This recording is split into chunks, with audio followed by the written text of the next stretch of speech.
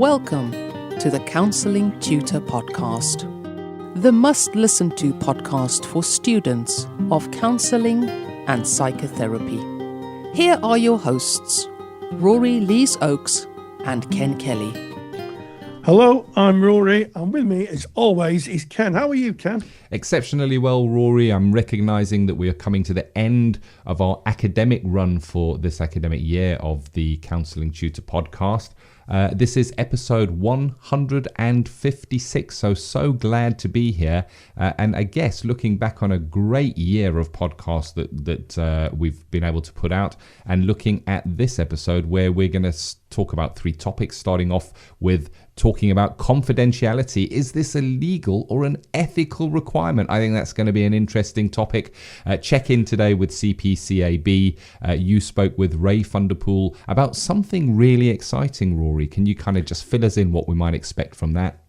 Yes, in the last of our interviews with our good friends at CPCAB, Ray Vanderpool, who, just to remind everybody, was the first voice we heard at the beginning of the season or the year, who spoke right at the beginning for CPCAB, finishes off our time with CPCAB and speaks about the developments in their programme and tells us about a BACP accredited course that they're piloting. Exciting times. Looking forward to that one. And we end our episode today, 156, by looking at acceptance and commitment therapy. We have a lecture coming up by Dr. Richard Bennett. Lots of interesting information that's come from that. So we're just going to be speaking about acceptance and commitment therapy, what that looks like from a practice point of view. But starting off with that, I guess, sticky and topical confidentiality. Is it legal or an ethical requirement? Well, the answer to that is yes. So we could probably stop the podcast there. I think it's one that students sometimes get a little confused with, and I'm so grateful to the person who posted this question in our Facebook page. And if you don't know about our Facebook page, go to Facebook, type in Counselling Tutor. You'll find us. We are a closed group. Knock on the door. Of course, we're going to let you in, and you can join thousands of like-minded people in the world of counselling and psychotherapy, maybe students, maybe qualified colleagues. We have some supervisors and some tutors all talking about counselling topics. And this came up. Confidentiality, is it a legal or an ethical requirement? And the answer, as I said earlier, is actually it's both. Confidentiality is, well, first of all, it's not secrecy. So confidentiality is a contracted agreement between you and the client about what information you may have to share. And there are some legal obligations that you have to share information. So prevention of terrorism, money laundering, drug trafficking, they're all exceptions to confidentiality. And those, of course, should be in your contract. But in terms of a legal requirement, that covers that. In terms of an ethical requirement, of course, we need to keep our clients' confidences. They come to tell us their innermost difficulties, their angst, if you like. And as a consequence of that, they don't want that information broadcasted to everybody. They don't want it on social media or told to the person on the back of the bus, so to speak. So it is an ethical requirement, and it's enshrined in a lot of ethical frameworks. And of course, in terms of the legal side, I think that brings us to another interesting idea. In the UK, since 2018, the General Data Protection Regulations have become law in this country. The General Data Protection Regulations were in force in terms of they were some legislation, but they became legal legislation and enforceable legislation in 2018. And under General Data Protection Regulations, you have to keep your clients' details, their contact details, their phone details, confidential. You have to secure their data and make sure it doesn't get lost or leaked out to people. So, yes, confidentiality is both a legal and an ethical requirement. And I've put together a handout that you can download, which just gives an overview on the differences between what the ethical requirements are and what the legal requirements are. So if there's anybody doing a paper writing an essay, or you're just unsure, that will clear that up.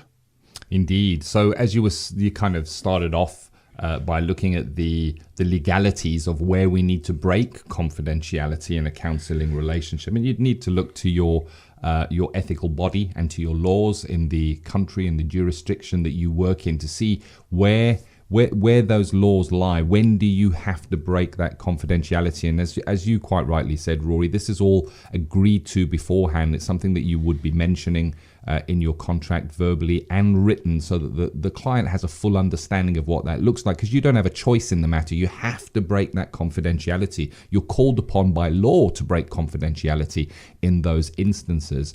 Then we've got that the ethics, because counselling, for me, the cornerstone of counselling is ethics and confidentiality, in that somebody can come, they can share their journey, they're not going to be judged, and that information is going to be held as sacred. It's not going to be shared with anybody else. So I guess from an ethical point of view, we do hold that confidentiality. And I guess that what's interesting for me is there are kind of greyish areas here, because the ethics are not always underpinned by the law. So if you had an unethical therapist and they decided to start telling people about presentations and the story that a client told them, they would not be prosecutable by law in most instances, although they would be called to account maybe by the ethical body specifically if a complaint was made. So that would be an ethical breach of that confidentiality, but you wouldn't find themselves in a court of law having to answer for that,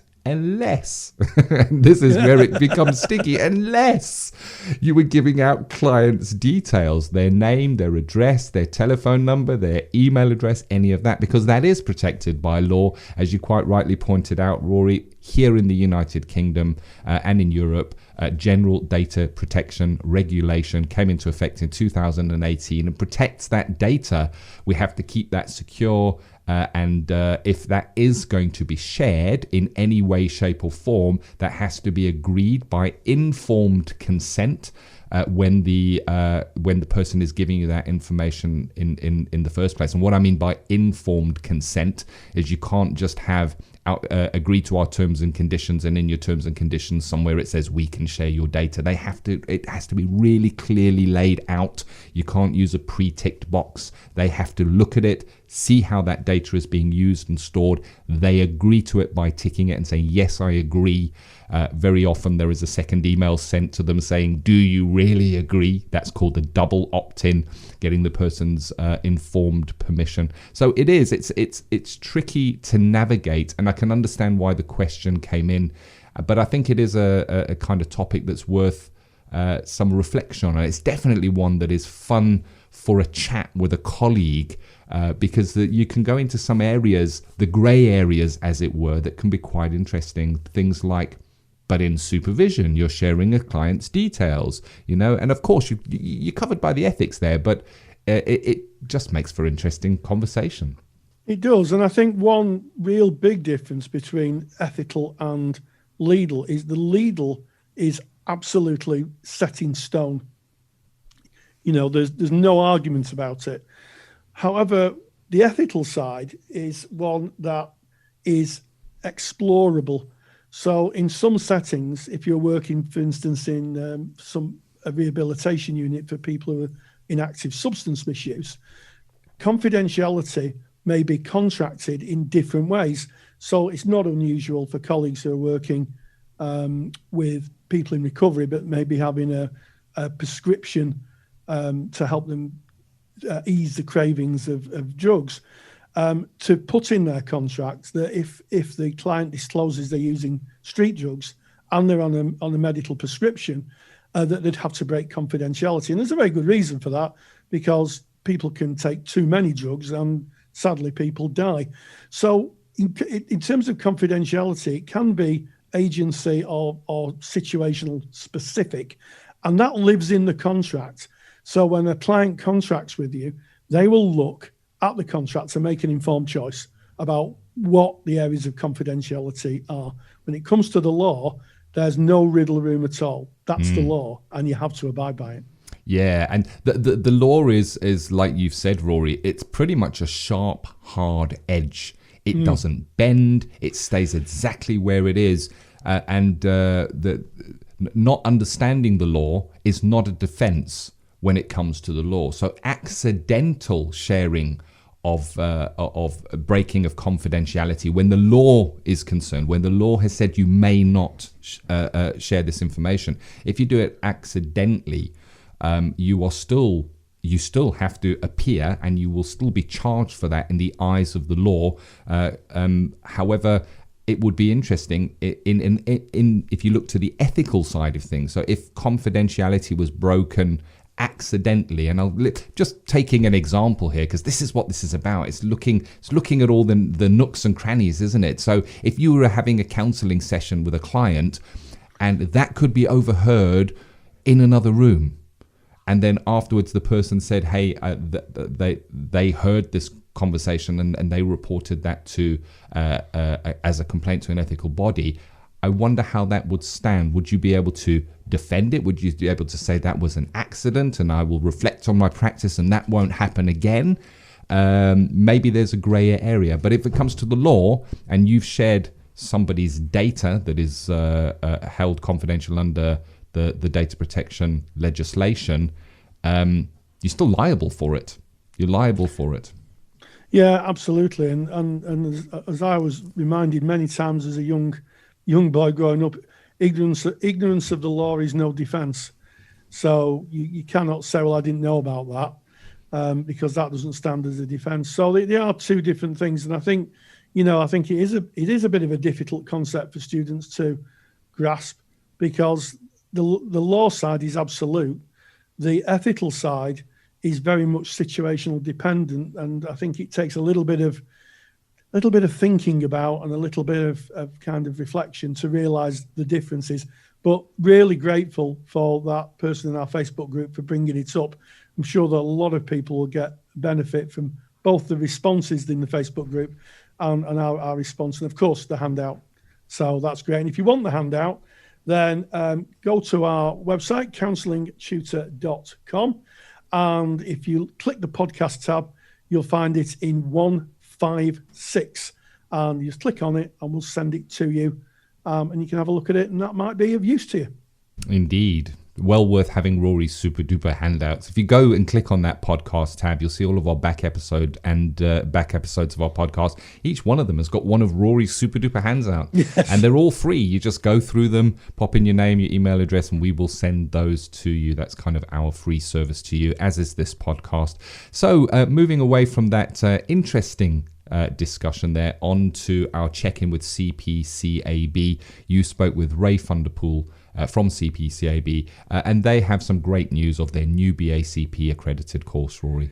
Yes, I mean, we've had a great year with CPCAB. They've really shared the internal workings of an awarding body, something really I don't think that has been done before. And I know that from our mailbox and from the comments we had on the Facebook page, people have really appreciated understanding how an awarding body works and the processes they go through. And we'd like to thank Heather, Kelly and Ray Vanderpool for being regular contributors on the podcast. We really have enjoyed working with them. And Ray was our the first voice on the CPCAB section, and he is the final one in as we come to the end of this series of podcasts. And Ray told us about a new BACP accredited level 4 course, and all terribly excited about that. And Ray outlines what that looks like, and talks a little bit about the choices that people can make when engaging on that course. Let's check in with CPCAB. Check in with CPCAB. So, hello and welcome to Check In with CPCAB, and it's our final check-in for the year. And I'm joined from CPCAB with Ray Vanderpool. So welcome, Ray, for the very last of this podcast season. Yeah, that is amazing. Thank you so much for having me on your podcast. It has been such a journey, and really enjoyed every single minute of it.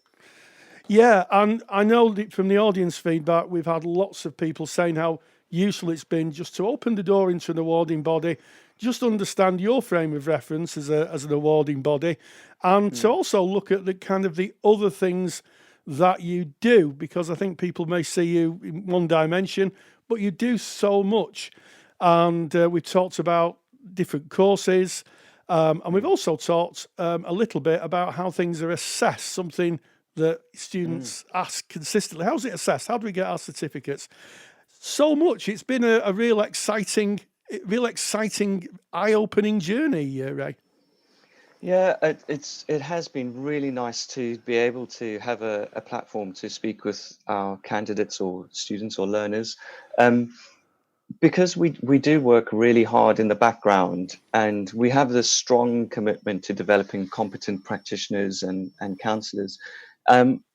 Awarding organization that's run by counsellors for counsellors. We are embedded in the field, and it's really, really, really important to us to be able to contribute in some way, and having the ability to be on your podcasts has really given us an opportunity to open that dialogue and engage with our candidates and learners.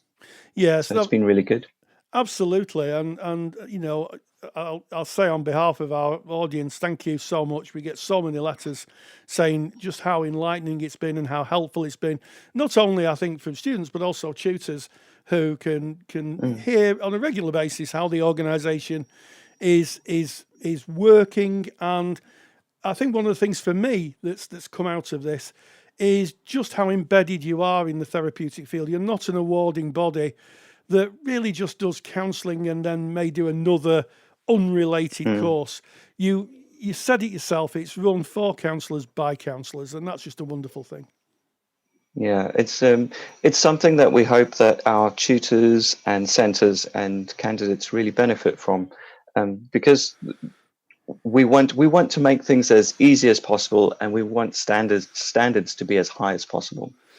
Absolutely, and of course, everything we do is to make a difference in service of clients, and I think that's come across in every interview that we've done.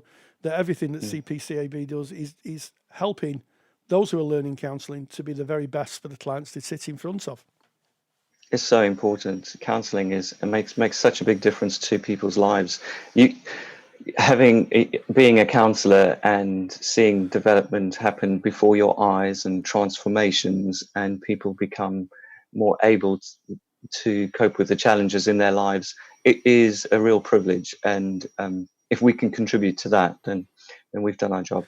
Yeah, and I think that's really inspirational. I'm sure there'll be people listening to this who are just starting their counselling journey, and to hear that is the ambition of people who are developing training qualifications, I think is incredibly reassuring, because that is exactly what it's all about. Yeah, and you know, the the idea of assessment criteria and learning outcomes, these are things that are that's the education part of what we do, but it's not the heart of what we do. And we work very hard to work within education, but also to try and make it digestible as much as possible, because, as you know, Rory, being a former tutor, that education speak is a completely different language, and it's hard sometimes. It is. You know, I as someone who was once called a professional interpreter, I think it is.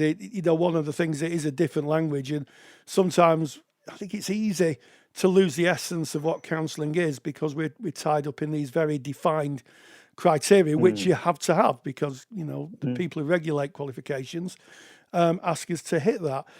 I think one of the things that really struck me about this year with CPCAB, when we came to see you, was that it's a living organisation. So they're not kind of potted in aspic, the qualifications. They're not kind of pittled, put on a shelf and left for years. They're informed by research, and they're developed and updated on a reasonably regular basis. And you've just updated one of your qualifications, or designed another qualification. And we were talking just before we went to broadcast. It's quite exciting, isn't it?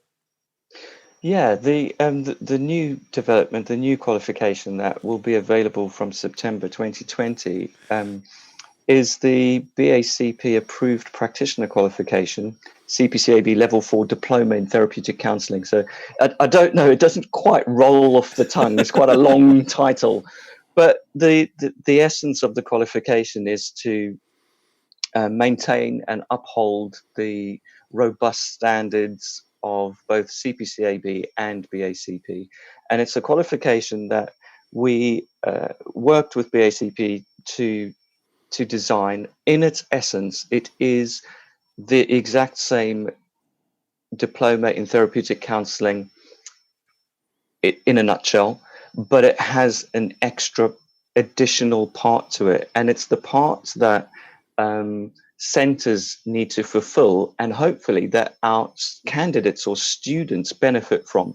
So this is a qualification that is for centers that already align themselves with BACP as far as their ethos is concerned, their ethical framework. So if you were going to a particular center and they were delivering the level 4 qualification and they were using, for instance, the BACP ethical framework, their tutors were BACP members, then this qualification would be a good fit for that center.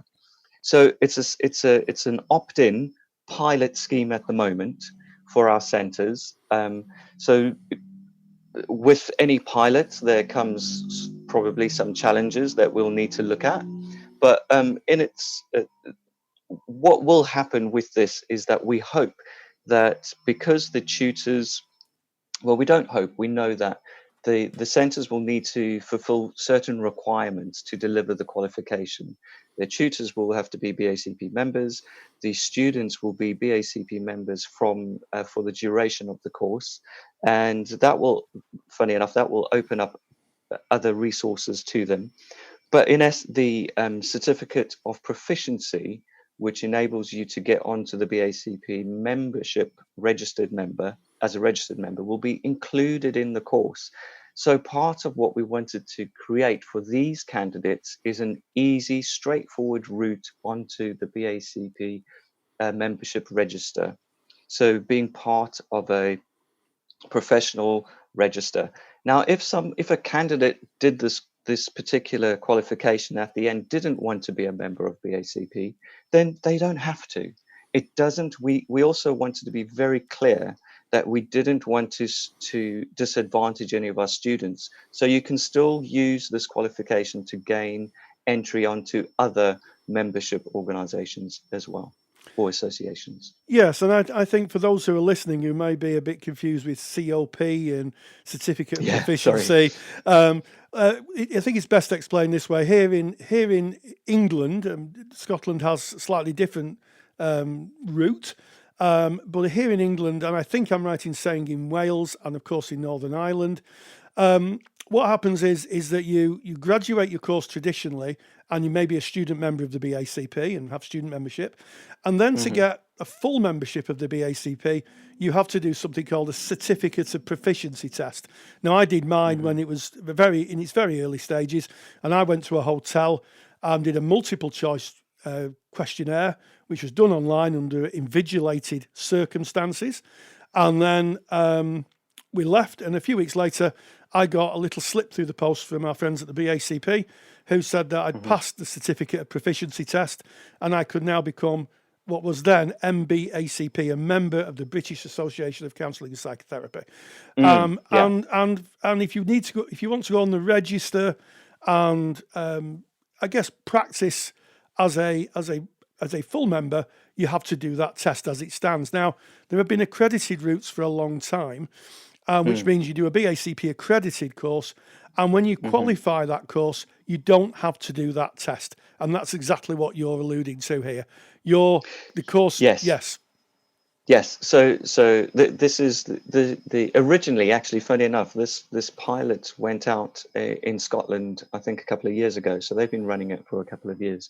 But essentially, what BACP have decided that they would also like to do, besides the accredited courses, is they wanted to be able to offer approved qualifications. So it's a different level of, so this would open this particular qualification up to a whole range of centers that could deliver the qualification, and at qualification level your certificate of proficiency is included and therefore gain entry onto the membership, the register. So it's at that different level, and I suppose it puts less administration for the center, you could argue, if you are already running a level 4 with us. Yes. So it really is, it's something the center needs to decide if it's something they want to run. So just to be clear, you would have to start on this pathway. You'd have to go on to this course from the day that you walk through the door. If you're on a level 4 CPCAB course, you can't convert, or can you convert? Currently, the way that the course is set out is that there isn't a conversion. However, if, for instance, we had a large amount of centers that already meet all the requirements, and if you go onto our website, there's a web page that we've built that has all the requirements that centers would need to achieve to be able to run this qualification. So I suppose the answer currently is no, it's not possible. However, this is a pilot scheme, so we are open to working within what a pilot means, and that is a test of something. Yes, and I guess for those people who are going back to study maybe in September, they would have to go on this specific course. It's a specific iteration, if you like, of the CPCAB level 4 course with the word BACP in it.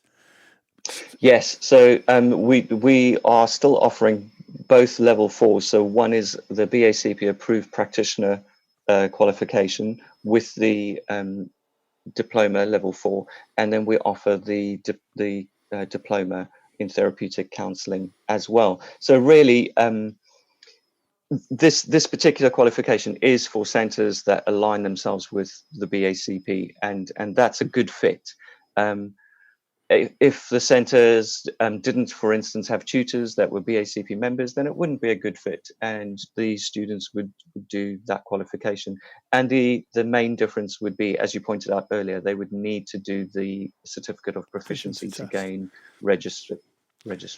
Absolutely. Yeah. So I think that if you're interested in this, you need to find out from your centre which qualification they're running, and I think that's really important. You need to be absolutely clear that they are running the BACP practitioner course, because some centres may be running the non-BACP practitioners course. So you're going to have to be certain about that.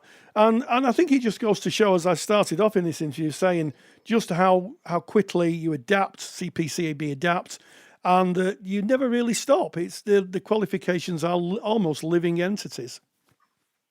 Yeah, the qualifications actually. Something came into my head when you were talking earlier about how the qualifications adapt. Now, due to our qualifications being regulated by Ofqual, it's not very easy for us to change the actual assessment criteria. So that would take a year or years for that to go through. But what we do update on a yearly basis is the guidance that goes with our assessment criteria. So it might not always be very visible that we are working really hard with current practice within our field. But what you should find as a tutor, at least, is that the message that we are given at the beginning of every year is, please look at the guidance, the tutor guidance, which is published on our website as well, because we will give slightly different guidance. So, for instance, a really good example currently is online counselling. Yes. So how does online counselling fit into courses and qualifications? Well, our hope is that obviously there's going to be qualifications specifically designed to look at online and telephone counselling. But I think as part of qualifications in general, it would make sense for when you're delivering ethical framework to include what that might look like if you were working online as well. Absolutely. maybe not in the depth of doing an online course, but certainly that would be an extra sort of form of guidance that might be included in there. Absolutely, adapting to the new world we're finding ourselves in. Well, I think it's very fitting, Ray, that you started off the podcast series. Yours was the first voice that we heard from CPCAB, and yours is the final voice on this series of podcasts. From a personal level, I just want to thank yourself, Heather, and your colleagues for really bringing the podcast alive, really talking about how our awarding body run by counsellors for counsellors really works, and what the ethos and the kind of ethics are of it. And I really enjoyed it. And of course, Kelly, your colleague Kelly Budd has been a brilliant contributor to some of the taught aspects of it. So, Ray, I can only say thank you very much, and please send our love and our best wishes to all of you at CPCAB. Thank you, Rory. I think from our side, we've enjoyed every minute of it, as I said earlier, and such a pleasure to work with an organisation with the same set of values and ideas around what we want to achieve within our field.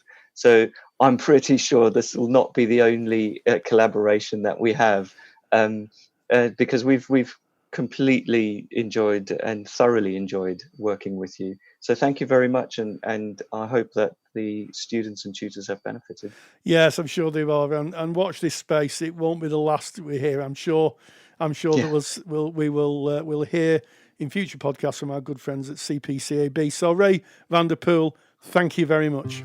Check-in with CPCAB is proudly sponsored by CPCAB, the only awarding body run by counsellors for counsellors. To learn more about CPCAB qualifications and to get more detailed information on today's podcast topic, visit cpcab.co.uk. You know, what a final episode with Ray, because just talking about how they're developing their qualifications and what a forward-thinking organisation they are. So, as Ray said, if you are enrolling on a level 4 diploma in counselling, the BACP qualification will be part of the specification. So you're going to have to ask your training provider, are they running the BACP version? Some will, some might not. But it certainly is a development, and one that Ray was rightly excited about. Indeed, and as you said, going into this, Rory, really interesting, cracking open the inner workings of a awarding body, looking what that looks like, all the moving parts, and a much better understanding of that. So grateful to all of the team at CPCAB. So what can you expect, I guess, as we go forward, because that was our last check-in with CPCAB, and the Counselling Tutor Podcast runs in the United Kingdom academic year. And as we come to the end of our series here, we're going to be going forward, starting in the brand new academic year, which is round about late August, early September time, with a brand new section that's going to go into our podcast, and that is going to be called the Digital Revolution, where we're going to be speaking about the rise of technology-assisted counselling. So that's what you can look forward to. But let's carry on with today's episode, 156, where we are now going to be talking about acceptance and commitment therapy. We had a lecture by Dr. Richard Bennett for our CPD library. Now, Rory, I have not seen this lecture, and I'm going to be open here and really transparent in saying that acceptance and commitment therapy is not something that has crossed my path. It's not something I've read about. It's not something I've studied about. So I look forward to you sharing some information on this. Yeah, and I think that you wouldn't be alone. It is a new kid on the block in terms of therapeutic models. And it's an American devised therapeutic approach, devised by Dr. Stephen Hayes. He created it, and he summed it up by saying, ACT grew out of my experience with a panic disorder and treating clients with anxiety problems. I've been trained as a cognitive behavioural therapist, But when I realized that cognitive behavioral therapy wasn't helping me deal with my own problems and anxiety, I returned to some more of the Eastern ideas that had appealed to me in earlier life. And I think that's a real indication of the mixture that makes ACT unique. It is primarily a CBT therapy, but it does have real strong elements of mindfulness in it. Ooh. And yes.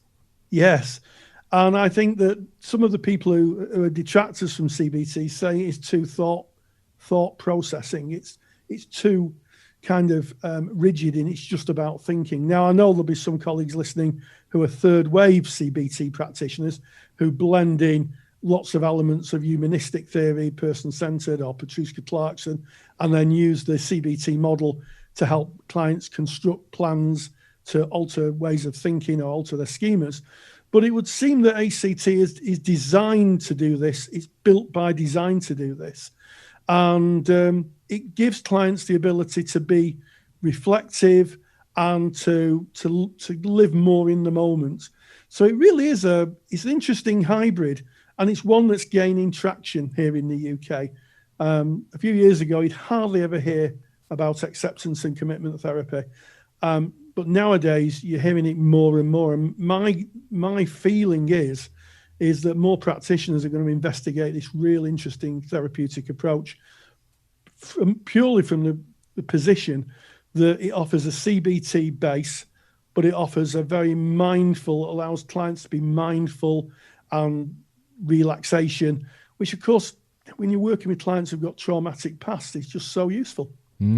Yeah, the mindfulness element of this definitely piqued my interest there. Roy, you even gone from me on the mindfulness side of that. Mindfulness is something that has been very interesting to me for some time. I have my own, I guess, challenges in life in that I am autistic. I celebrate my autism. That's great. But it does bring up certain challenges in interacting with the world as it is at the moment. And I found that mindfulness is it's just phenomenal for me. It's almost like the key to being in the present moment, and it really, really helps me. And because of my interest in that, it's something that I've looked into, and the research shows that mindfulness has a massive impact on people. Just the practice of mindfulness can reduce stress, can reduce anxiety significantly and measurably. And I welcome any therapeutic process that kind of integrates mindfulness. And I think that the balance of having the behavioral model that underpins that, the more cognitive aspect of that, kind of lends a more, I guess, scientifically proven over the years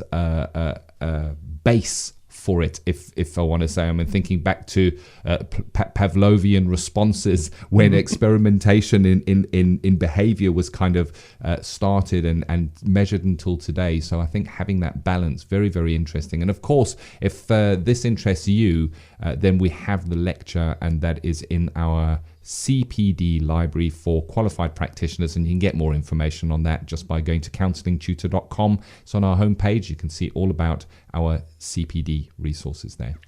Yes, and for those of you wondering what ACT stands for, of course it's an acronym, and the acronym is accept your thoughts and feelings and be present, choose a valued direction, and take action. So just in those three acronyms and the explanations of them, we can see it's a real hybrid. It is about accepting how you feel and validating how you feel. Choose a valued direction. In other words, use a cognitive strategy to strategize which direction you're going to take. And then once you've got that in position, just do it, as the famous trainer advert used to say, just go and do it. And I think that's why it's gaining some traction amongst people who, the CBT community have been looking, I think, for some time to, I'm not going to use soften the edges of CBT, but develop a more mindful approach to it. And ACT seems to do that in spades. And I look back to rational emotive behavioral therapy, which is the ABC, the acceptance, belief, and consequence. And you can see the similarities there, the ACT of this model. I like that it starts with that acceptance. And I think so often when we're talking about trauma, when we're talking about hurtful emotions, there is an avoidance rather than an acceptance of them. Let me keep away from it. Let me rather stay in the narrative than to go and accept. I don't want to sit and accept it. It is painful. So starting with acceptance, I guess, is a great place to start in any therapeutic journey. I feel these feelings. They are real to me. I accept them. I embrace them as part of who I am. And only in that acceptance, I guess, is there any opportunity to move forward. I think it was Carl Rogers, one of Carl Rogers' quotes, and I don't quote it as Carl Rogers said, this is just from my kind of memory, but it was along the lines of, it is only when I truly accept myself as I am that I have any ability to change. Yeah, absolutely. And that is something I think that in terms of climate factors is being more recognised now. The ability or the desire for people to change is the most important outcome, one of the most important outcomes in therapy. If you're working with someone who doesn't want to change, then quite frankly, you're not going to get very far. No, not even the most talented therapist is going to help affect change. The person needs to want to change themselves. And I think that this model of therapy is really an action-based therapy. And as I say, it's gaining traction. So have a look at that lecture in the Counsellor CPD library, because it really does make it come alive. So we've come to journey's end for this academic year. We will be running some specials. So that doesn't mean we're going to stop podcasting, but it does mean for the time we're just going to have a well-earned rest. But we do have some podcasts that are specials, and we'll be announcing those as we go. So yes, this final podcast, as always, we look over what we've done. We talked about confidentiality, a legal or an ethical requirement, and don't forget to get the handout for that. We checked in with CPCAB, and they gave us a glimpse of the future of what qualifications may look like as they develop them going forward. And finally, we looked at the new kid on the block, acceptance and commitment therapy. So from both myself and Ken, thank you so much for lending your ears to us this year. We really, really do appreciate it. We love to hear the feedback, and we love to produce this for you and to be meaningful for you. And as always, take care, stay grounded, and really look after each other. Take care. Thank you for listening to the Counselling Tutor Podcast. Find the show notes for this episode on our website at www.counsellingtutor.com.